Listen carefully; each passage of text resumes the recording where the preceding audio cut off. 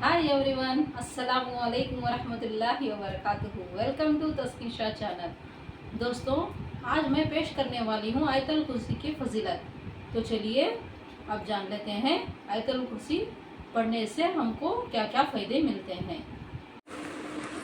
आयतल कुर्सी कुरान पाक की सबसे लंबी आयत है। इसमें अल्लाह के 5 सिफ़ाती नाम और 26 खुसूसियात बयान की गई हैं। कुरान की याद की बरक्स इसमें अल्लाह ताला ने सिर्फ़ अपनी बुज़ुर्गी और बड़ाई बयान की है। इसे आयतल कुर्सी इसलिए भी कहा जाता है क्योंकि यह कुरान पाक की सब आयात की मालिक है। उलमा के मुताबिक कुरान पाक जो है ये तमाम किताबों का बादशाह है।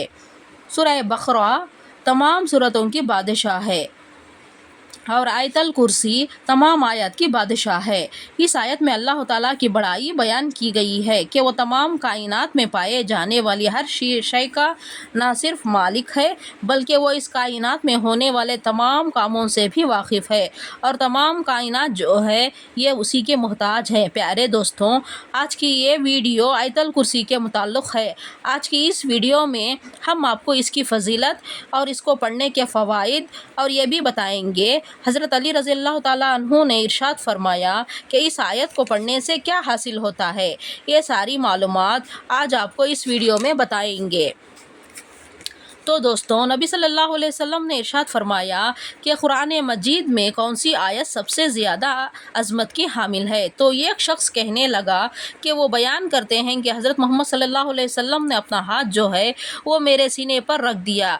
जैसे ही अल्लाह के नबी ने अपना हाथ मेरे सीने पर रखा तो मैंने उसकी ठंडक जो है वो महसूस की और नबी सल्लल्लाहु अलैहि वसल्लम फरमाने लगे, ऐ अबू मुरज़्ज़र, इल्म की मुबारक हो।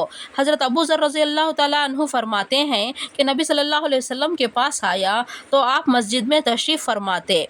मैं बैठ गया। नबी सल्लल्लाहु अलैहि वसल्लम ने फरमाया, ऐ अबू ज़र, क्या तूने नमाज़ पढ़ी है? मैंने नहीं में जवाब दिया। तो नबी सल्लल्लाहु अलैहि वसल्लम फरमाने लगे, उठकर नमाज़ पढ़ो। हज़रत अबू ज़र रज़ी अल्लाह ताला अन्हु फरमाते हैं कि मैंने उठकर नमाज़ पढ़ी और फिर बैठ गया। तो नबी सल्लल्लाहु अलैहि वसल्लम फरमाने लगे कि ऐ अबू ज़र, इंसानों और जिन्नों के शर से पनाह तलब किया करो। वो कहते हैं, मैंने हुज़ूर सल्लल्लाहु अलैहि वसल्लम से कहा कि क्या इंसानों में भी शैतान होते हैं? तो नबी सल्लल्लाहु अलैहि वसल्लम इरशाद फरमाने लगे कि बिल्कुल होते हैं। हज़रत अबू ज़र रज़ी अल्लाह ताला अन्हु फरमाते हैं कि मैंने नमाज का ज़िक्र किया तो नबी सल्लल्लाहु अलैहि वसल्लम फरमाने लगे कि ये अच्छा मौजू है, जो चाहे ज़्यादा कर ले और जो चाहे कम कर ले। वो कहते हैं, मैंने रोज़े के बारे में नबी करीम सल्लल्लाहु अलैहि वसल्लम से पूछा तो वो कहने लगे कि ये फ़र्ज़ है, इसका अजर दिया जाएगा और अल्लाह ताला के यहाँ और ज़्यादा अजर मिलेगा। मैंने कहा, ऐ अल्लाह के रसूल सल्लल्लाहु अलैहि वसल्लम, सदक़े के बारे में आप क्या कहते हैं? तो अल्लाह के नबी करीम सल्लल्लाहु अलैहि वसल्लम कहने लगे कि इसका अजर डबल से भी ज़्यादा होगा। मैंने कहा, कौन सा सदक़ा सबसे ज़्यादा बेहतर होता है? तो फरमाया, कलील एशिया के मालिक का सदक़ा करना या फिर फ़कीर को छुपा कर देना। मैंने कहा कि अल्लाह के रसूल सल्लल्लाहु अलैहि वसल्लम, सबसे पहले नबी कौन थे? फरमाने लगे कि आदम अलैहिस्सलाम। मैंने कहा कि अल्लाह के रसूल, क्या वो नबी थे? तो नबी सल्लल्लाहु अलैहि वसल्लम ने फरमाया कि वो नबी मुकल्लम थे, अल्लाह ताला के साथ बातचीत भी करते थे। मैंने कहा कि अल्लाह के रसूल सल्लल्लाहु अलैहि वसल्लम, रसूलों की तादाद कितनी है? तो फरमाने लगे कि 310 से कुछ ज़्यादा।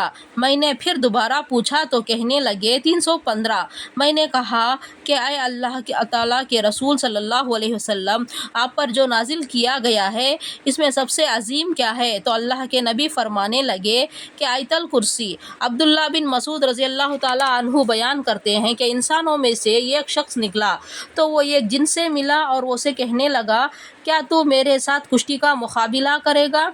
अगर तू मुझे हरा देगा तो मैं तुझे एक ऐसी आयत सिखाऊंगा कि जब तू ये आयत पढ़कर घर में दाखिल होगा तो शैतान घर में दाखिल नहीं हो सकेगा। इन दोनों ने मुकाबला किया तो इंसान ने उसे पिछाड़ दिया।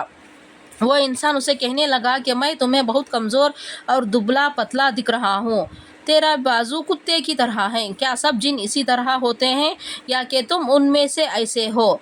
तो उसने कहा कि हाँ, मैं ही उनमें से कमज़ोर और दुबला पतला हूँ। اس نے دوبارہ مقابلہ کیا تو انسان نے دوبارہ اسے پچاڑ دیا۔ تو وہ جن کہنے لگا کہ تو آیت الکرسی پڑھا کر۔ جو بھی گھر میں داخل ہوتے ہوئے آیت الکرسی پڑھتا ہے اس گھر سے شیطان بھاگ نکلتا ہے، اور نکلتے وقت اس کی آواز گدھے کی گونج جیسی ہوتی ہے۔ ابن مسعود رضی اللہ تعالیٰ عنہ سے کہا گیا کیا وہ عمر رضی اللہ تعالیٰ عنہ تھے؟ تو وہ کہنے لگے عمر رضی اللہ تعالیٰ عنہ کے علاوہ اور کون ہو سکتا ہے؟ ابو بیدر رضی اللہ تعالیٰ عنہ کہتے ہیں القیق گوز مارنے والے کو کہتے ہیں، یعنی ہوا کا خارج ہونا۔ حضرت ابو ہریرہ رضی اللہ تعالیٰ عنہ بیان کرتے ہیں کہ رسول اللہ صلی اللہ علیہ وسلم نے فرمایا کہ سورہ بقرہ میں ایسی آیت ہے جو کہ قرآن کی سردار ہے، وہ جس گھر میں بھی پڑھی جائے اس سے شیطان بھاگ نکلتا ہے، اور وہ یہ ہے آیت الکرسی۔ پیارے دوستوں، حضرت علی رضی اللہ تعالیٰ عنہ کا ارشاد ہے کہ نبی صلی اللہ علیہ وسلم نے ارشاد فرمایا کہ جس گھر میں آیت الکرسی پڑھی جاتی ہے اس گھر سے شیطان بھاگ جاتا ہے اور 3 دن تک اس گھر میں داخل نہیں ہوتا، اور 40 دن تک اس مکان پر سحر کا اثر نہیں ہوتا۔ نبی کریم صلی اللہ علیہ وسلم نے فرمایا کہ جو کوئی رات کو سوتے وقت آیت الکرسی پڑھتا ہے اللہ تعالیٰ اس کی حفاظت کے لیے 2 فرشتے مقرر فرما دیتا ہے جو صبح تک اس کی حفاظت کرتے رہتے ہیں۔ بزرگان دین نے بھی آیت الکرسی اپنے خاص برکات اور اثرات کے اعتبار سے نہایت افضل قرار دیا ہے۔ امام جزری رحمۃ اللہ فرماتے ہیں کہ میرے نزدیک اللہ لا الہ الا هو الحی القیوم اسم اعظم ہے۔ حضرت خواجہ معین الدین چشتی اجمیری رحمۃ اللہ فرماتے ہیں کہ فتاویٰ زاری میں لکھا ہے حضور صلی اللہ علیہ وسلم فرمانے لگے کہ جو شخص آیت الکرسی پڑھ کر گھر سے نکلے تو اللہ تعالیٰ 70,000 ملائکہ کو حکم دیتا ہے کہ اس کے واپس آنے تک اس کے لیے مغفرت کی دعا کرتے رہو، اور جو شخص آیت الکرسی پڑھ کر گھر میں داخل ہوگا اس کے گھر سے اللہ تعالیٰ مفلسی کو دور فرما دے گا۔ آپ رحمۃ اللہ علیہ نے مزید فرمایا میں نے جامع الغایات میں لکھا ہوا دیکھا ہے کہ بغداد میں ایک درویش تھا، ایک رات کا ذکر ہے کہ اس کے گھر میں چور داخل ہو گئے تھے اور وہ درویش آیت الکرسی پڑھ کر کہیں گیا ہوا تھا، تو وہ چور سب کے سب اندھے ہو گئے۔ تو جب وہ درویش اپنے گھر آیا تو دیکھا اور پوچھا کہ تم کون لوگ ہو اور کیوں آئے ہو؟ تو انہوں نے کہا کہ ہم چور ہیں، چوری کرنے کے لیے آئے تھے، آپ ہمارے لیے دعا فرمائیے کہ ہماری آنکھوں کی روشنی واپس آ جائے تو ہم اس کام سے توبہ کر لیں گے، آپ کے سامنے اسلام بھی قبول کر لیں گے۔ وہ درویش مسکرائے اور کہا اللہ تعالیٰ کے حکم سے آنکھیں کھولو، تو سب کی آنکھیں کھل گئی اور ان کی روشنی واپس آ گئی، تو انہوں نے توبہ کی اور مسلمان ہو گئے۔ حضرت بابا فرید رضی اللہ تعالیٰ عنہ آیت الکرسی کی فضیلت کرتے ہوئے فرمایا کہ جس دن آیت الکرسی نازل ہوئی تو 70,000 فرشتے اس کے ارد گرد تھے۔ حضرت جبرائیل علیہ السلام حضرت محمد صلی اللہ علیہ وسلم کی خدمت میں حاضر ہوئے اور کہا کہ لیجئے۔ نبی صلی اللہ علیہ وسلم نے بڑی عزت کے ساتھ اسے لے لیا۔ حضرت جبرائیل علیہ السلام نے کہا کہ یا رسول اللہ تعالیٰ ارشاد فرماتا ہے کہ جو بندہ آیت الکرسی پڑھے گا ہر حرف کے بدلے 1000 برس کا ثواب اس کے نامہ اعمال میں لکھا جائے گا۔ 70,000 فرشتے جو آیت الکرسی کے ارد گرد موجود ہیں آیت الکرسی کا ثواب اس کے نام لکھتے ہیں اور وہ شخص اللہ تعالیٰ کے مقربین میں شامل کیا جاتا ہے۔ حضرت شیخ عبد الوہاب سغرانی فرماتے ہیں کہ جو شخص دن رات 1000 مرتبہ آیت الکرسی 40 دن تک پڑھے گا، پروردگار کی قسم اس آیت کا روحانی اثر اسے دکھائی دے گا اور اس کی زیارت کو آئیں گے اور اس کے تمام مقاصد اور دلی مرادیں پوری ہوں گی۔ زندگی کا تجربہ بتاتا ہے کہ اللہ تعالیٰ کی مدد جیسی اور کوئی مدد نہیں۔ مشکل سے مشکل صورتحال اچانک اپنا رخ بدلنے لگتے ہیں، غیب سے اسباب پیدا ہو جاتے ہیں۔ بعض اوقات دماغ میں کوئی ایسی بات آ جاتی ہے کہ آدمی محسوس کرتا ہے کہ یہ اس کے لیے عالم غیب سے کوئی رہنمائی ہے۔ بعض اوقات ایسی جگہ سے مدد آ جاتی ہے کہ جو آدمی کے تصور میں بھی نہیں ہوتا۔ لیکن یہ سب اسی وقت ممکن ہے جب آپ کو اللہ تعالیٰ پر کامل بھروسہ ہو۔